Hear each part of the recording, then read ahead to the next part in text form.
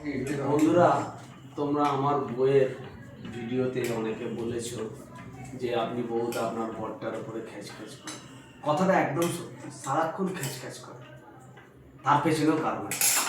আমি না বড় বড় মহান কাজ করে ফেলি, ঠিক আছে? সেটা কথা না শোনালেও ঠিক আছে, বোবালোকেও কথা শোনাবে, ঠিক আছে? তা এতে আমার বইয়ের একটুকু দোষ নেই, ঠিক আছে?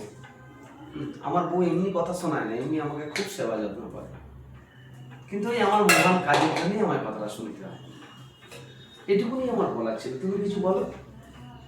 যতই বলো না কেন, তুমি যতই সবাই গাও না কেন, আজকে তোমার সারাটা দিন চলবে। তাতে কেউ বলুক চাই না বলুক, আজকেও চলবে। আজকে স্যাটারডে, কালকে সানডে, তোমার তো এখন সুযোগই সুযোগ গো। ও মন্টু, যাবি কোথায়? ছুটি তো, ঘরেই তো থাকি, কিছু করার নেই গো। তুমি লিখিয়ে নিয়েছো কপালে সোনার মতন। আয় বাবা, তোরা খাবি আয়। চেষ্টা করেছিলাম, হলো না।